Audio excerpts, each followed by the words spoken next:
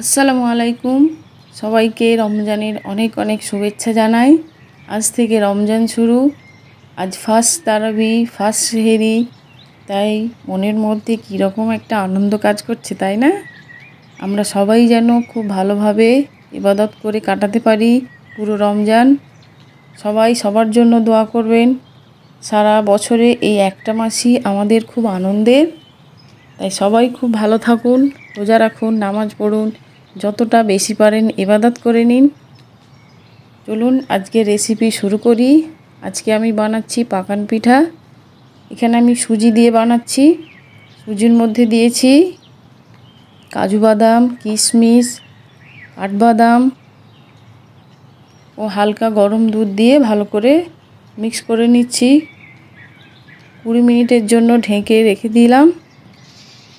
20 minute পরে খুলে খুব ভালোভাবে মিক্স করে এর মধ্যে দিয়ে দেবো 100 গ্রাম চিনি। মিষ্টির ব্যালেন্সটা ঠিক রাখার জন্য দিয়ে দেবো হাফ চা চামচ লবণ। চিনিটাকে খুব ভালো করে মিক্স করে কিছুক্ষণের জন্য ঢেকে রেখেছিলাম। এবার ওর মধ্যে একটা ডিম ও 1 চামচ ভ্যানিলা এসেন্স দিয়ে খুব ভালো করে মিক্স করে নেব।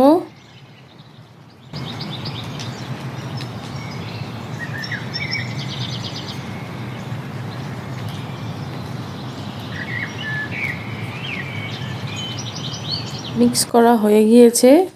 এবার দিয়ে দেবো একটু পানমৌরি। পানমৌরিটা দিলে খুব সুন্দর একটা ফ্লেভার পাবেন। গ্যাসের ওভেনটা অন করে কড়াই বসিয়ে পর্যাপ্ত পরিমাণে তেল দিয়ে তেলটা গরম হওয়া পর্যন্ত অপেক্ষা করব। তেলটা খুব ভালোভাবে গরম হলে প্রথমে একটু দিয়ে দেখে নেব। এবার এক এক করে তেলের মধ্যে ছেড়ে দেবো। এপিঠ ওপিঠ ভালো করে ভেজে নেব। যখন আপনি এটা তেলের মধ্যে ছাড়বেন এত সুন্দর একটা ফ্লেভার পাবেন, আপনার পুরো বাড়ি মোমো। এটা খেতে খুবই মজার হয়। আপনার বাচ্চার টিফিনে বা সকালে নাস্তার জন্য বানাতে পারেন। দেখবেন যতই বানাবেন কম পড়ে যাবে।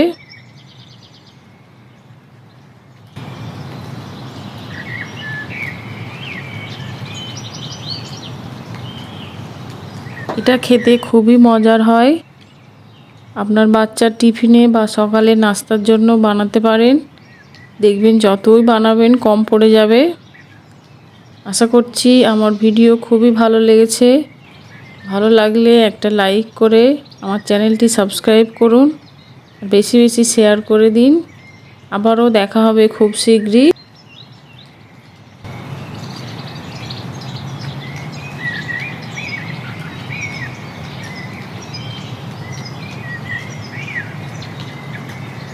সবাই ভালো থাকুন, খুশিতে থাকুন।